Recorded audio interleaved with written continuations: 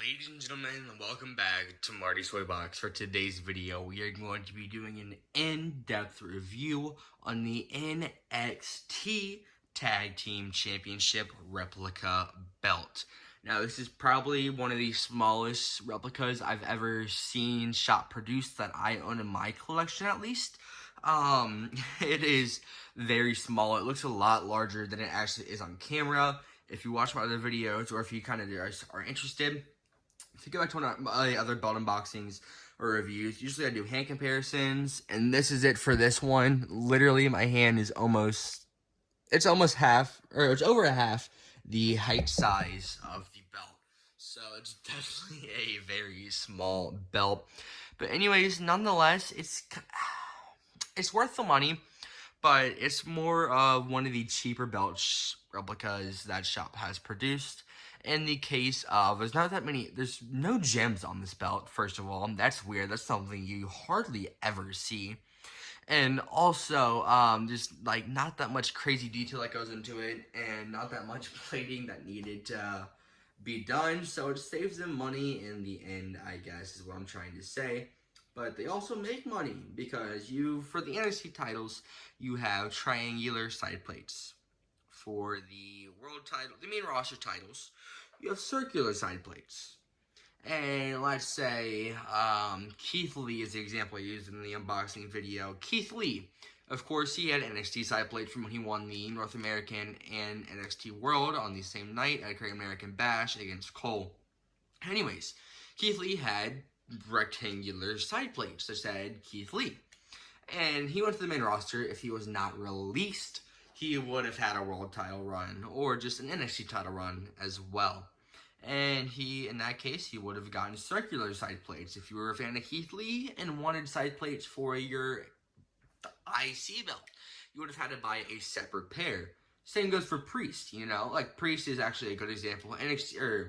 US champion at the time I'm filming this video, Damian Priest. He's got circular side plates produced. And if he had an NXT side plates produced, you would have to buy a separate pair. So, good business strategy by them. But anyways, let's talk about this belt. It's not a bad belt whatsoever. This came around $280 when I purchased this. And taking a look at the nameplate, you've got tag team at the top and a black border. Then NXT going down. You have the WWE logo in the middle of the X. And then around all of the nameplate, there is sort of diamond patterns full of gems. And then a little bit of detailing on the plates on the side and everything as well. And then here is the side plate. As I was talking about, the rectangular side plates. You got the NXT logo on them. And then there's not that much detailing on the side plates, but it's sleek, I guess you could say. And this is what it looks like all together. I don't know. Is it worth $280?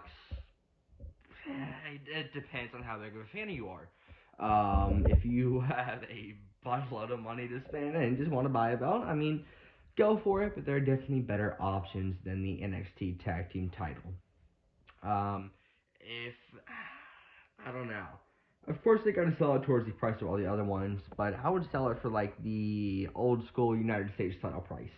That's going for like $230 on shop, something around that. I definitely don't think this is worth $280, or let alone when it's off sale. What is it, like $350 or $300 or $330, something like that for the price when it's not on sale. It's not a bad title. If you're a fan of NXT and you like this title design, I would definitely pick it up if you wanted a replica of it. But there are definitely better options out there: the North American, the World, the Women's, the UK, or just like main roster titles as well. Once you get deep into collecting, I would recommend picking this up. For one of your first belts, it's not bad, but there's better options, as I was saying.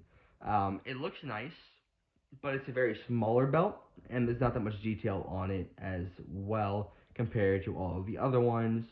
So, it's sort of just an opinionated purchase, I guess you could say. But anyways, let's lay this out on its side. And this belt hardly has a curve on it whatsoever. Let me sit it down and move the tripod like that is one of the smallest curves I've ever seen on a belt. My finger hardly fits under there. My middle finger doesn't go under there all the way. It kind of gets stuck right there unless I push. So definitely one of the smallest curving belts that I have. And also the thickness on the plate, this is what, 3 millimeters? Not 4 millimeters like you would see in other belts. So, this is what it looks like laid out as well. So, it's not a bad title. If you were a fan of it, I would pick it up. If you weren't a fan of it, I would not recommend picking this up, even if you are a belt collector. It's not bad, but there's definitely better ones out there, as I said. There's the tooling on the leather as well. But, is it worth $280? I don't think so. Let me know what you guys think of this. If you do own this, what are your thoughts? Because the camera doesn't really do it justice for how small it is and everything like that. Anyways, I thank you guys for watching, and I'll see you guys next time.